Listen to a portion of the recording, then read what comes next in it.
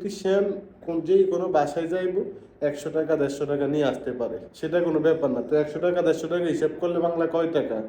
ঠিক আছে ভাই, ঘুরে গেরা দেশে বা যেখানে আছেন ঘুরে গেরা লাভ নাই। কাজ শিখেন, কাজ শিখলে কাজে দিবে। আসসালামু আলাইকুম রহমতুল্লাহি ওয়া বারাকাতু। আশা করি সকলে ভালো আছেন, আপনার দোয়াতে আমিও ভালো আছি। চলে আসলাম আপনাদের মাঝে নতুন একটা ব্লগ নিয়ে। দেখুন, প্রতিনিয়ত যে কাজগুলো করি আপনাদের মাঝে শেয়ার করি। প্রবাসে কাজ শিখে আসলে কেমন হয় না কি হয়, এগুলা প্রতিনিয়ত আপনাদের মাঝে শেয়ার করি। যেমন আজকে একটা কাজ পাইছি, এই যে ছোট রুমটা দেখতেছেন না, এই ছোট রুমের 3টা লাইট লাগামু, 6টা সকেট লাগামু, একটা এসির লাইন টাইনে দিব। ঠিক আছে, তো তারপর এটার মেইন লাইন আবার নিচতলা থেকে আইনা দেওয়া লাগবে। এই কাজগুলা করবো, এগুলো আপনাদের মাঝে শেয়ার করবো, কিভাবে কত টাকা দিয়ে নিছি বা কিভাবে কাজটা করতেছি। দেখুন, যদি ভিডিওটা ভালো লাগে বেশি বেশি শেয়ার করবেন, অন্যকে দেখার সুযোগ করে দিবেন। তো দেখুন, এই যে এই ঘরটা আছে না, এই ছোট ঘরটার কাজটা নিছি, ইলেকট্রিক কাজ, যেটা আমি প্রতিনিয়ত করি।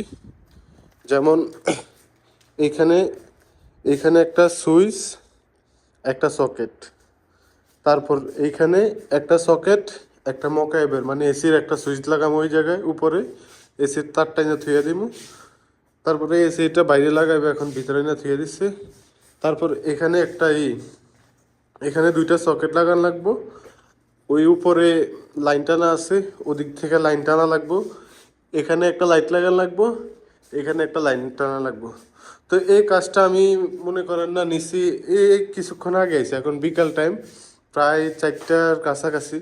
তো এখন এই কাজটা করতে করতে আমার 3 থেকে 4 ঘন্টা লাগবো। আমি এটা ইত্তেফাক করছি 500 টাকা।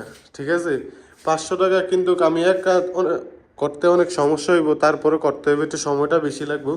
কোনো সমস্যা নেই, যেমন তারটা সব কিছু আছে দেখছেন, ওই মাথা পর্যন্ত তার আছে, সামান টামান সব কিছু আছে। তারপরে এই লাইটগুলো লাগাই দেওয়া লাগবে, বাইরে একটা লাইট লাগানো লাগবে।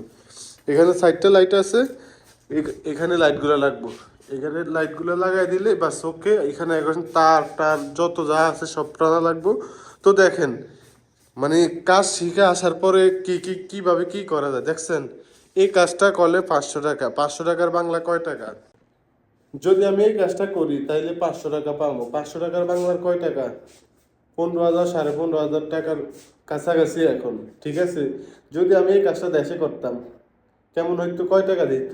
সর্বোচ্চ 1,000 টাকা, না হলে 700-800 টাকা এরকম, বা 1500 টাকা দিত। তো দেখেন, দেশের কাজ আর বিদেশের কাজ কত পার্থক্য। ঠিক আছে, দেশের কাজ আর বিদেশের কাজ, আর কাজ শিখে, এই যে আপনারা আমার প্রতি ভিডিওতে দেখেন যে বলি ভাই কাজ শিখে আসেন, কাজ শিখে আসেন, কাজ শিখে আসলে লাভ আছে।